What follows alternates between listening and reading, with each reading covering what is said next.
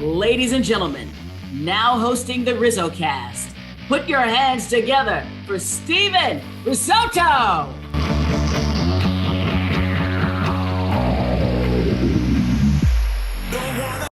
What is going on, everybody, and welcome back. This is episode number 75 of RizzoCast, and today we are joined by right-handed pitcher from the Yokohama BayStars, Michael Peoples. He played 8 years of minor league baseball with the Indians organization before heading overseas for the 2020 season. Michael, what's going on, man? Thanks for coming on the show. Yeah, man. Thanks for having me. Just sitting in my living room here in Yokohama. It is 11:28 p.m. right now. Yeah, man, everything's going good. I'm happy to be on. Yeah, so you're the first person ever to join from a different country, and that's 75 episodes. Probably over 70 people have come on, and you're the only one to join from a whole different country. And I know we had to work around the 16 hours between us, and you're recording this at close to midnight. I guess we could start there. How tough is it to communicate with like some of the people that you're close to in the States? That was a big adjustment because, a lot of times people work normal jobs, 9 to 5s in the US. And if I have to get up early to speak to them before, they head off to work or stay up late to talk to them at night. But my family's been, real easy and real understanding of the time change. And like I was telling you, baseball, that's generally our MO is the later start to the morning and the later nights. So it kind of works out in my favor in that point. Yeah, so I guess you're used to it. Do you ever have the opportunity to, tap into some big league games that might be still going on, maybe here and there? Yeah, I watch a little bit more, so like catch up on Twitter and stuff.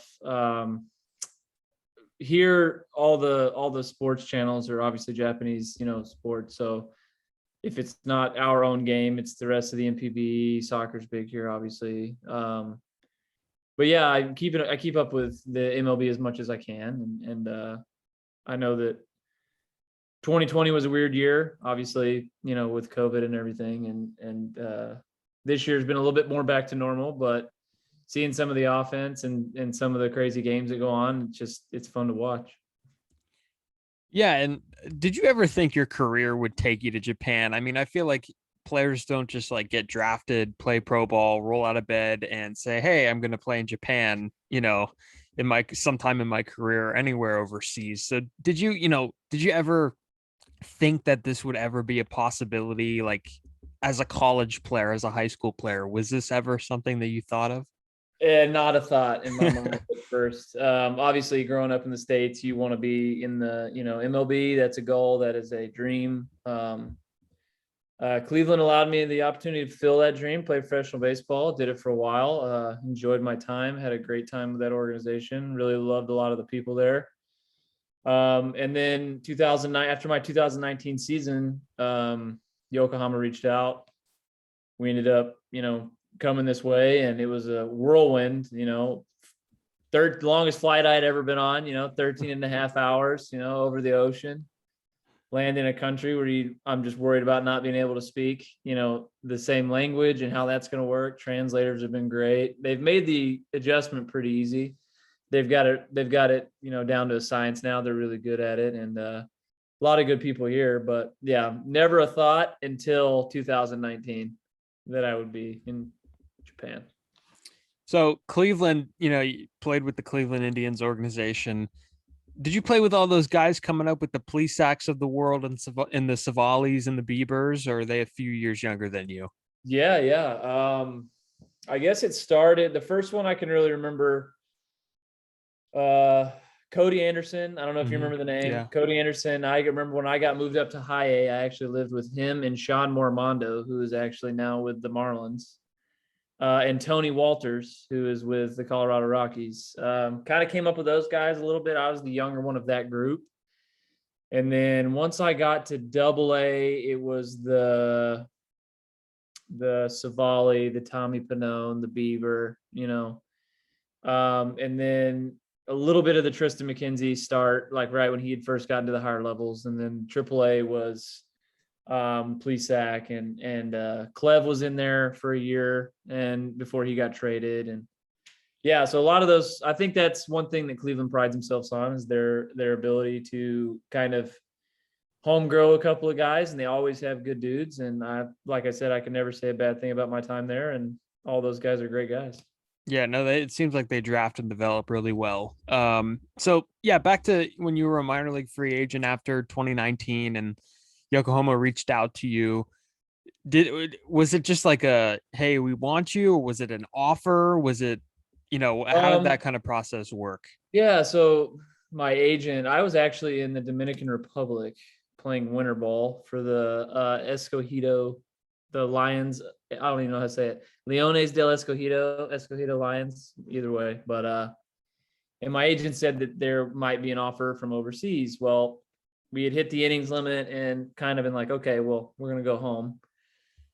And then yeah, as soon as I didn't become a minor league free agent until I guess it was November, maybe first week in November. And right about that time, they sent over an offer, and my agent was like, it looks good. I mean, we can obviously wait it out, but he's like, if it's something you want to do and pursue, I say we go for it. And about 3 months later, we were on a plane to Japan.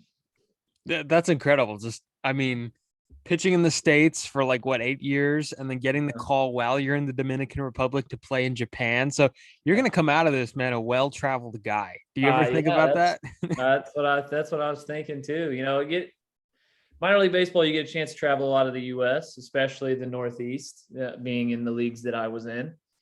So, the IL or the International League for AAA, is pretty much the whole entire East Coast, basically, with the exception of, Florida and stuff. But so a lot of the U.S. I had seen, but traveling outside of the country to play baseball was, something that you don't even really consider, right? Because, when you're thinking about the MLB, it's all the U.S. And then, yeah, getting to see this different culture and the way the game's just so much different at the same time. Same rules, it looks the exact same. It's just played completely different. Yeah, and if you get back to the big leagues, you could cross Canada off your bucket list if you ever play in Toronto. That could be another country that you knock off your bucket list. So, when the plane lands, I know you mentioned it was kind of a culture shock. What was kind of your mindset were you mentally prepared to head into a different country? What was kind of the learning curve like? Was there some early mayhem and stress? Did you ever come into a situation where you didn't know what was going on? Other people around you didn't know what was going on because you couldn't communicate with them?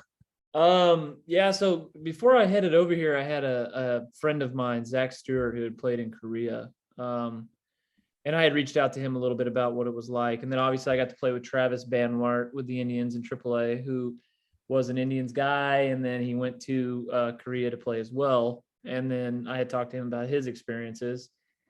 Nobody ever had anything bad to say about it. And I was really excited, obviously, a new opportunity and a new land. And I've always enjoyed Japanese culture when it comes to their ability to respect, and the samurai culture and all that stuff. But so I landed, and yeah, I think the biggest thing was understanding what you're doing, but not understanding anything around you, if that makes sense. I knew I was in an airport.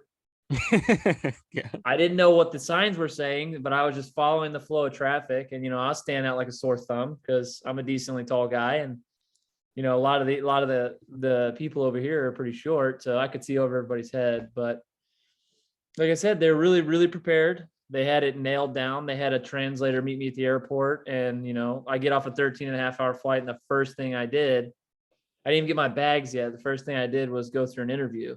So I did the interview with the translator, and still was pretty much asleep from that, I think, because, I had gotten a decent amount of sleep on that flight. And then we get out to the cab, and that's when it really hit me, because everything looked completely different than what I'm used to. Texas obviously is nowhere near Japan in terms of, the way it looks, and it's mountainous here, a lot of trees, very humid, very hot. Yeah, no real situation where I was completely lost stands out in my mind. But then again, I go through them every day where I'm like, I order food and somebody brings food to me and they say something I don't recognize, and I'm like, and I don't know how to respond. So I'm like, I don't want to be a jerk and say something wrong. So I just kind of, bow a bunch and we move on. Yeah, I love that. I knew I was in an airport. Like, I mean, Yeah, I got here somehow. that's the only thing I could tell you about when I landed. I thank God everybody was going the same direction, because I just flowed with traffic, and then I ended up coming out into this little open area, and the translator Satoshi was standing there. So So do all the American players on your team have the same translator, or are you guys both assigned a translator? So we have 6 foreign guys.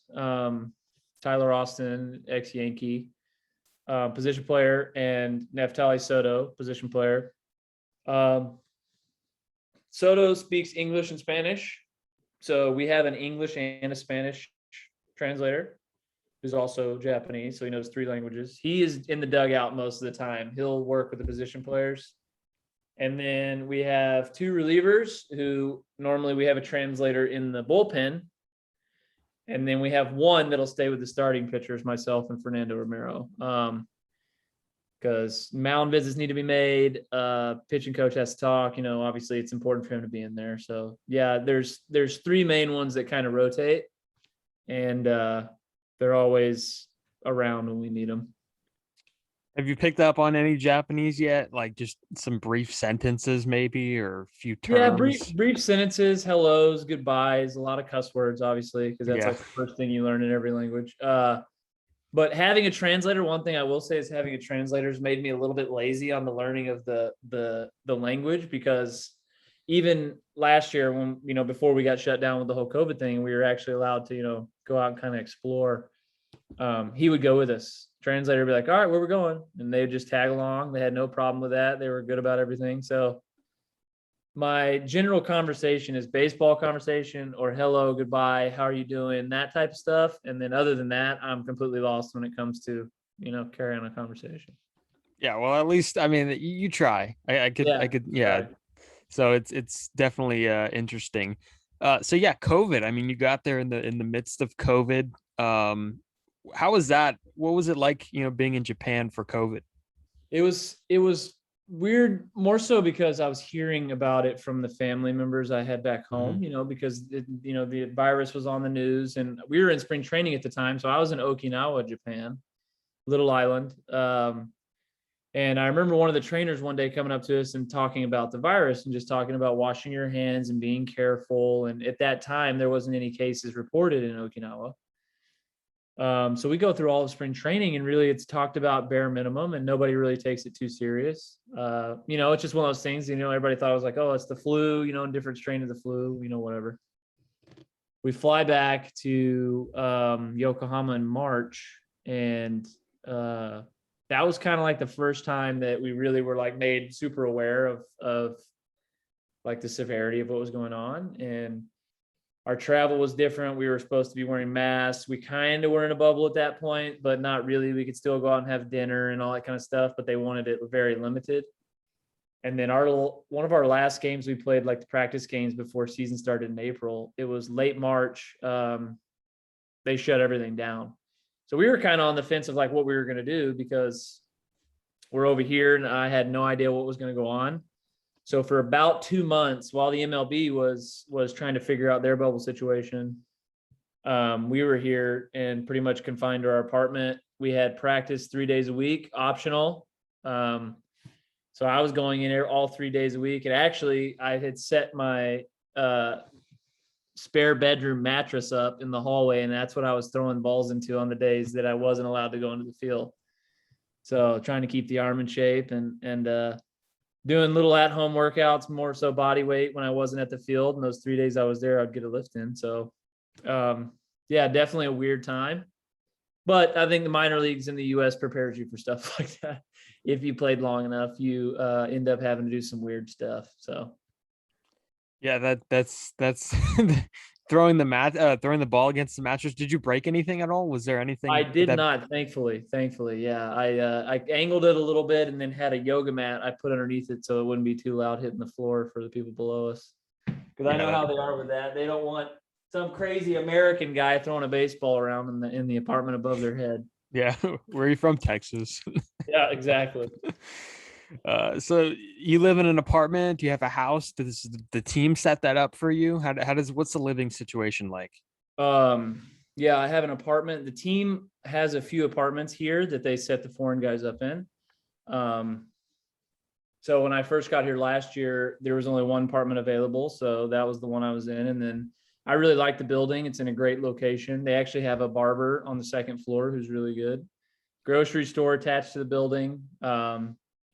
Yeah, so you're centrally located. There's shopping everywhere. So I really liked the area. So this year when I came back, I was like, I want to be in the same building. So yeah, no complaints. Really nice apartment. A lot of the Japanese guys call them mansions because they're a little bit more suited to bigger people, like a traditional Japanese apartment is very, very tiny.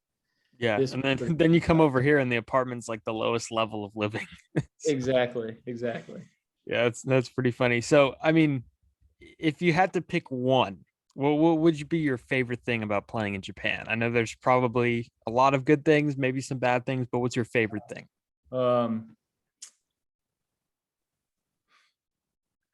If I had to pick one thing, I would say probably the fan interaction would be mine.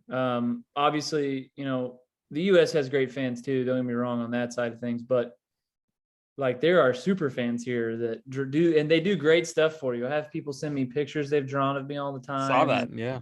Yeah, I get a lot of those. And then I actually put this next to the computer because I figured it would come up eventually. Like the amount of fan mail you get, just lockers full, and they're always really good about reaching out. And I mean, you feel like you've known them forever, and I like that part a lot. I think that part is really, really good. Well, obviously baseball is the biggest sport here. One of the only one, they don't have football. They don't have all that stuff. So they really enjoy it and they treat us really well. Yeah, it was actually a fan that set us up together. And, Yeah. and that person always, sends me clips of some of the foreign players doing, big stuff. Soto's been putting up numbers in Japan. Austin's been hidden. So yeah, it's definitely a cool thing. And they really, they really bow down to some of the guys down there, right? I mean, because when Eric Thames, I know it's different. He went to Korea originally, but he had a song written about him. Yeah. If you thrive in Japan, they're really going to let you know. Yeah, they really will. That part's been really great. And I think, if I had to piggyback off of that, I think just the overall way they go about the game every day. I mean, a lot of these guys work incredibly hard every day, and always have a good attitude. I think sometimes we lose sight of that in the US a little bit. Becomes a little bit more monotonous, not saying that people in the US don't work hard, obviously, but the guys here just go about their business every day, and it's fun to watch. And I think the language barrier helps the observing part of it, right? Because I can't really understand a lot of what they're saying most of the time, but being able to watch their body language and the way they go about it is really impressive. Yeah, is it anything like that one movie, Mr. Baseball, with Tom Selleck? Yeah, it's crazy you bring that up because it's pretty close. Like I watched that. I had seen that movie before I ever even, thought about playing baseball in Japan. And then before I came over here, somebody mentioned it like, hey, you should probably watch that. Just see if it's close. Pretty close. I think it's a little bit more exaggerated in the movie. Obviously, Hollywood tends to do that, but that's kind of the thoughts you get sometimes. Like, why are we doing this? And it's just like, well, it's the way it is. You kind of fall in line, or you get weeded out, pretty much. Yeah, it's pretty close. Yeah, you got to be tough to go down there. So if I were to, and this is, I guess I should ask this earlier, but and this is a very big stereotype in Japan. So if I were to, want a cheeseburger or something, that wouldn't be a problem, right? No. Yeah. So they actually have a lot of American cuisine. I say American, even though, like I would consider pizza an American cuisine, and it's obviously not. But they have a lot of like American food, especially in this area. It's a big foreigner area where we live here. They even have they have a Hard Rock right down the road. So you could snag a burger, wings, or pizza or anything like that. And then obviously the Japanese cuisine is really good. I'm not picky at all, and I tend to be very open about food. And the sushi here blows the sushi in the US out of the water. Not even close. I don't care what anybody says. It's way better here. Oh, there's some people, if you ever want to go to Japan, try the sushi. So there's some advice. Absolutely. Yeah. You got to try it. How do you guys get around? I mean, I know some places you have to probably fly, maybe. Do you drive? Do you take a bus? Is there like some nostalgia of the minor leagues with the buses? What's the travel? The travel here is awesome. Ooh, that's good. So a non-COVID year, obviously going to the field, we're not allowed to drive till our third year. Every team's kind of different with rules. The BayStars, you're not allowed to drive till at least your third year. So if you're not driving, you're taking public transportation. But because of the whole COVID thing, we've been cabbing to the field and then travel with the team. If it's, anywhere all the way out to Hiroshima, which is about 12-hour car ride, but it's only a 4-hour train ride. So we take the Shinkansen 90% of the time, which is awesome way to travel. You buy a ticket, you go through the station, you get something to eat. You stand on the track for 2 minutes before the train pulls in a station. It's never late. It's never early. It's on the exact time it says it's going to be there.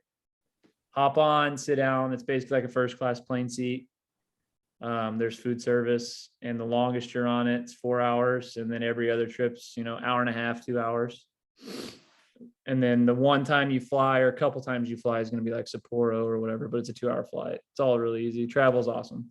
Yeah, that's great. That's kind of like spring training in Arizona where all the cities are kind of close knit, half an hour away, 15 minutes away. That's pretty great. Yeah. And I looked it up on a map too in preparation for this. You're not too far from Tokyo. So what was the process like for the Olympics? I know that's a huge deal, especially since Tokyo was the host of the Olympics. How big of a deal was it from kind of your angle there? Yeah, it was crazy. So actually from my apartment, you can see Tokyo, which I didn't realize Tokyo was as big as it is. It's a giant city. I mean, it reminds me a lot of like New York City, Manhattan, but just goes on for miles. But yeah, our stadium was actually used for the Olympics. So during preparation, about, I want to say 3 weeks before the Olympics even started, we were still playing games and they're like, no, we can't use our stadium anymore. So we played our last like 8 or 10 on the road.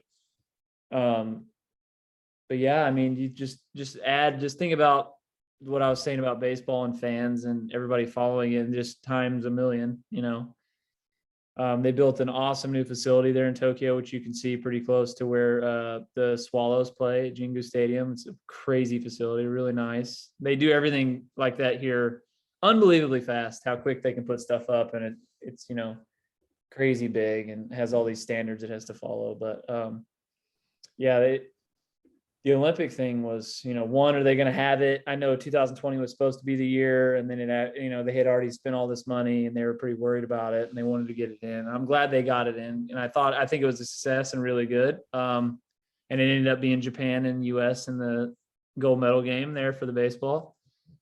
Yeah, crazy experience. Awesome. I got to be a part of it. It was cool to see all the pictures and just the fans and the way they kind of, really rallied around that. And they it was kind of controversial because, some people were like, well, why are we doing this if, the COVID numbers and all that stuff. But like I said, I think it was a success, and I think they pulled it off and got everybody in and out of here safely. And I know there was a lot of people doing that. And like I said, yeah, I'm glad I was here for it. It's a cool little experience. Do you know if Team Japan gave Tyler Austin a hard time about playing for Team USA during the Olympics? Because I was thinking about that. I was like, God, I mean, it's such an easy transition because, Tyler Austin is pretty familiar with that area, that he's played there this year. And then, you put on a USA jersey. I mean, it's completely different. Did they do you know if they gave him a hard time about that? They were actually really supportive of it. They thought it was really cool. And they, anytime you get a chance to represent your home country, I think they bow down to that and they really respect that. Even though he is a part of, baseball here now, they loved him to have that opportunity, I think. And from me speaking to him about it, he loved it. He said it was great, good change of pace just to, have a little bit something different to play for a short amount of time. And now he's back here and he hit the ground running. And that little off time, there was nothing better he could have been doing than playing in those games, that matter like that. And I think it was really good for his career and really good for the BayStars just to have a guy, representing the USA and Japan at the same time. Now, does he also talk about charging Joe Kelly in Boston? Okay. Yeah. So when I first met him, I asked him about that, and he was like, I don't like to talk about it.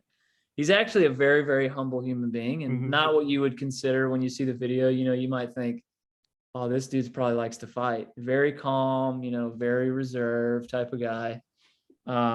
He doesn't really talk too much about it, but at the same time, it's one of those things that every athlete goes through. He thought he'd been thrown at too many times, and he missed the first time, and he, hit him the second time, and he was angry. And he said, I did what I did. I'm not proud of it, but I won't speak on his behalf on that, but we like to give him a little bit of crap from time to time for it.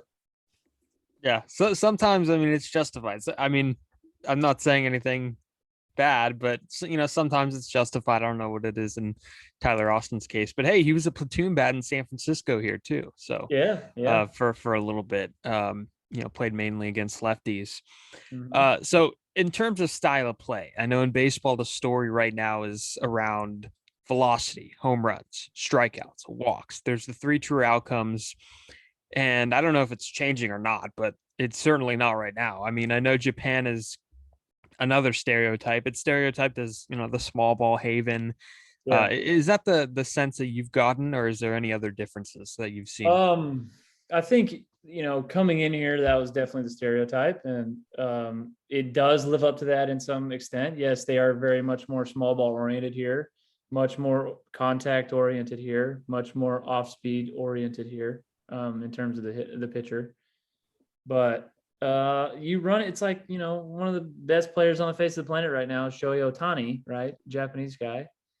You run into those guys here, man, and it's the same as like the US. You have your polar opposites in the same lineup. You have your big guys that's got some pop and they're a little bit slower, and then you have your just absolute Trey Turner burners here, like guys that can hit, put the ball in play a little bit.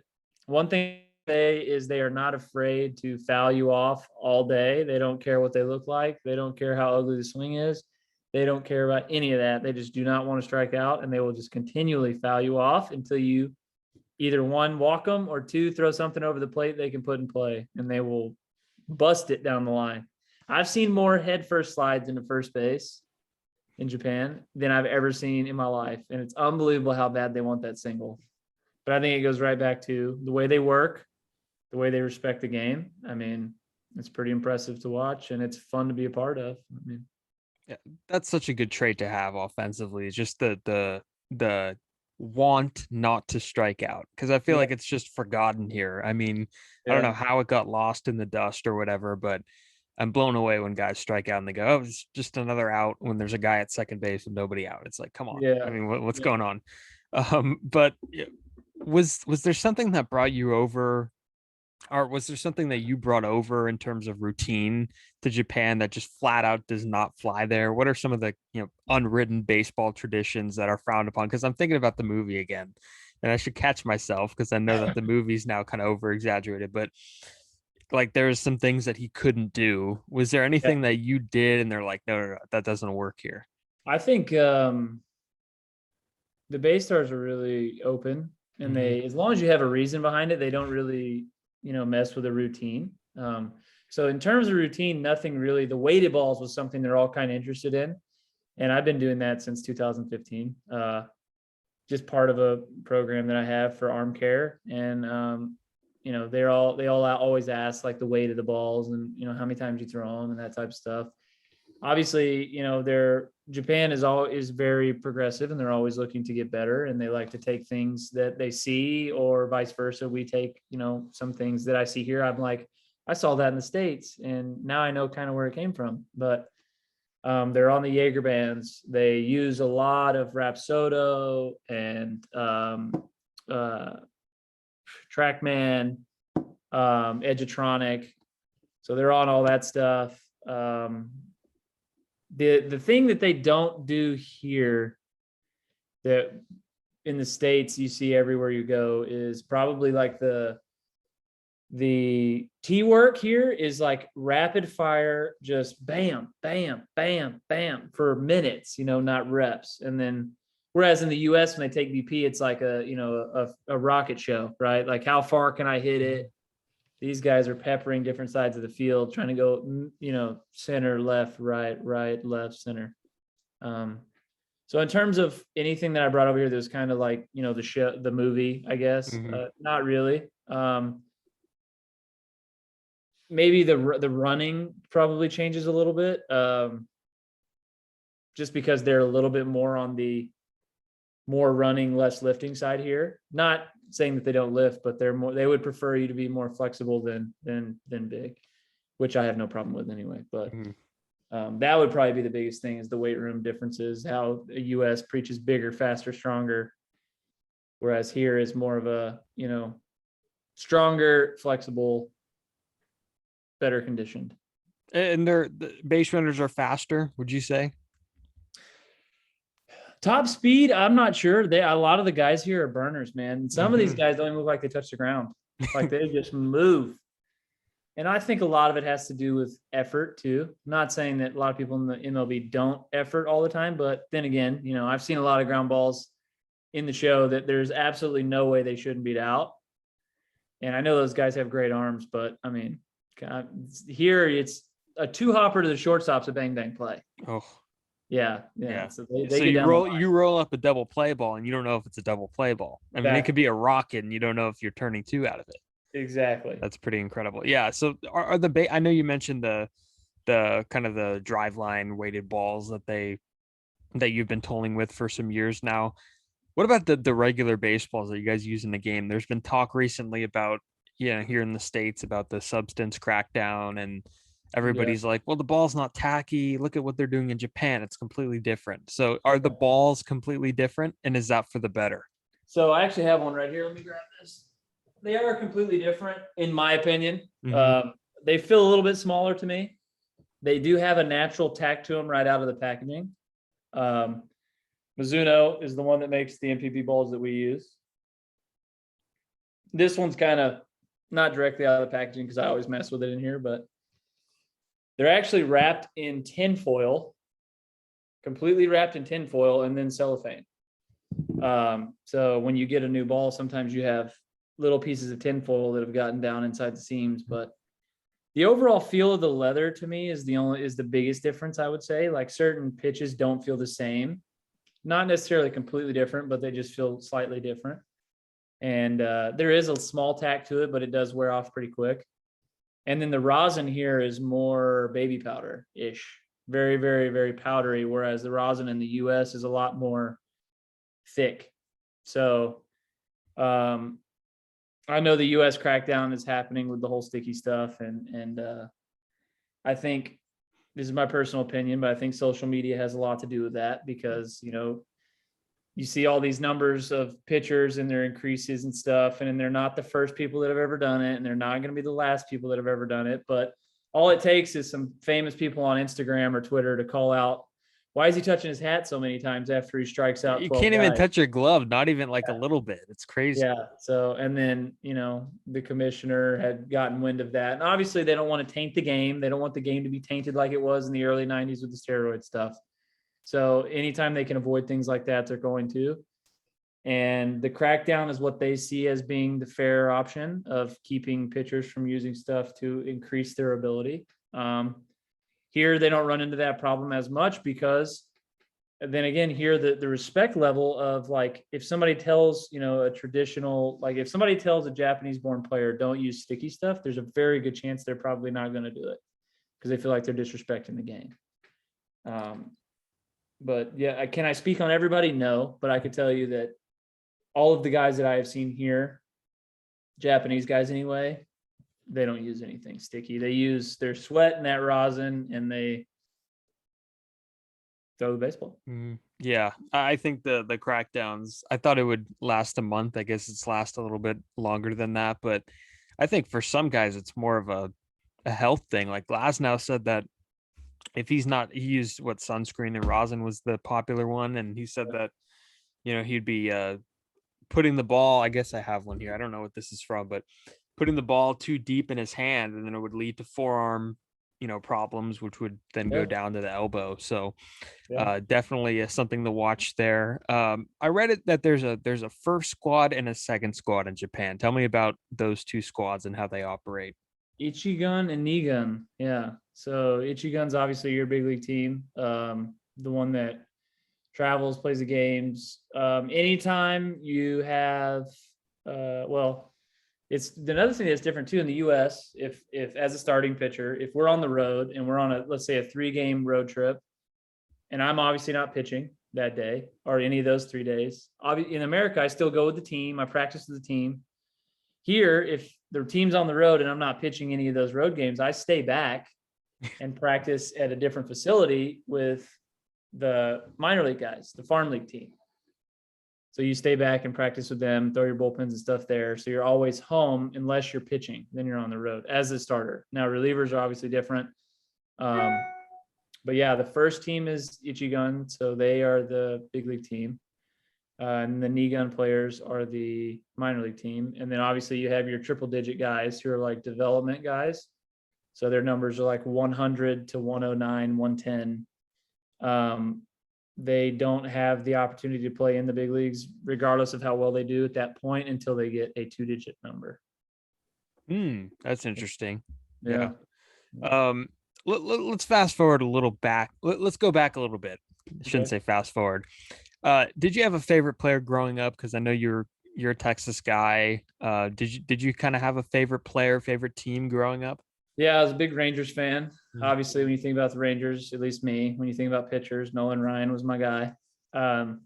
Liked him a lot. I was actually a really big Pudge Rodriguez fan. Ian Kinsler, when he first started to become popular and get into the league, he was one of my favorite players. I actually was a big Justin Smoke fan, who actually was over here at the start of the year with the Giants. So I didn't get a chance to talk to him about that, but he probably would have made him feel old for me to tell him, hey, I remember when I was a senior in high school and you were playing in the big leagues. So yeah, I was a big Rangers fan, Cowboys fan, still am a Cowboys fan. Yeah, I've never heard Justin Smoke ever be, answered. And who was one of your favorite players growing up? Justin Smoke. So that's an interesting. So you have some creativity when it comes to picking out some favorite players. I guess. I don't tend to follow the norm. With the Nolan Ryan thing, obviously, I think 90% of anybody who likes pitching would probably throw him in their top 10. But I tend to go a little bit different ways. Like, for example, MLB The Show, my favorite guy to hit with is Lucas Duda. Yes, his stance is great. Unbelievable. That guy crushed the ball with Lucas Duda. Yeah, there are some guys who just, I don't know. There's something about the stances in MLB The Show where it doesn't matter what the rating is, how much power a guy has, but if the stance doesn't work, you will not have success. I mean, it's not a myth at all. No, yeah, it's crazy how the aesthetic helps me play that game so much better. Like, you're right, his swing is just the way he stands. I see the ball well. I don't know if that has anything to do with it or whatever, but Rangers fan growing up. Yeah, going out to Arlington, that's great. I always like hearing draft stories, and I've heard a few good ones, and I've talked to people that were, played in the 90s and early 2000s, or someone in the 80s, and they didn't have the draft on MLB Network, and of course in the 14th round they don't have the draft on MLB Network. So how exactly did you find out? Did you know the Indians were in on you? What was that process like? So when I was coming out of junior college, obviously I had gotten a lot of letters and I knew that there was interest, but then again, I didn't want to get too excited about it, because I didn't want to be let down. So I knew day one there was probably not any chance, because that's obviously, first round type stuff and, whatever. I was actually fishing and I got a call from Mark Allen, who was the scout that drafted me with the Cleveland Indians. And he called me and told me that they were going to take me with the pick. So I, hurried my butt back inside and saw it roll across the bottom of the screen. And, you start getting texts and congratulations and all that kind of stuff. And it was kind of a surreal moment. And then it happened so fast. the signing happened. I talked to the Indians. We negotiated, the negotiation of money was done. Then you actually meet to do the sign. You sign the physical paper. And then a week later, you're on a plane flight I went to Mahoning Valley in Ohio, and the whirlwind started, right? You start professional baseball, and it's kind of like not what you picture at first, right? When you think about professional baseball, you think about this elite, just the most beautiful fields in the world, the easiest travel.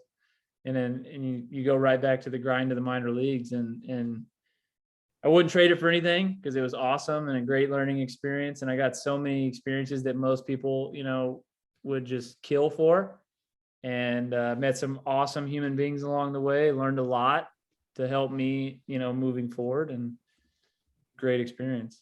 Yeah, I always like it because I feel like guys just for a few days get to be the talk of their town. And because, the guys getting drafted are the best players, or few of the best players in their town. So I think that's always an incredible aspect to it. And get drafted expecting, everything's going to be great. Then you have a host family, and, everything else is the grind from here on out. You talked about JUCO just now, and I big advocate for JUCO, and I've had a few JUCO players on here. What is that? I mean, that path I feel like is so underrated, and people just completely cross it off right away. Why is JUCO not? Why should not it? What am I trying to? Why shouldn't it be dismissed right away? Because I feel like it should be an option for a lot of people. Because kids set their sights high, and that's just how it is. I agree. I think that the glamour of D1 baseball and big schools oftentimes deters people away, thinking that because they're not going to, the University of South Carolina, they're not going to, a big school like Arizona State, that they're not going to get seen and that they're not going to get better. And in fact, if people would just learn the complete rules that D1 has about practice and all this stuff, and also understand that when you're being drafted in a Division I school, oftentimes, unless you are the very best player in that area, they've already talked to multiple other people, and you're being brought in, and you're probably going to be redshirted unless you earn a spot, and only one dude's going to do that. So the JUCO route was easy for me because my pitching coach in high school knew the pitching coach at Western Oklahoma State, and he actually coached him. And he was like, I remember, because I was in the same boat. I was like, do I want to go to junior college, or do I want to try to go other places? And I had a few other offers. And I remember the last time he called me before I signed, his Coach Otten calls, and he goes, hey, have you decided if you're coming to Western yet?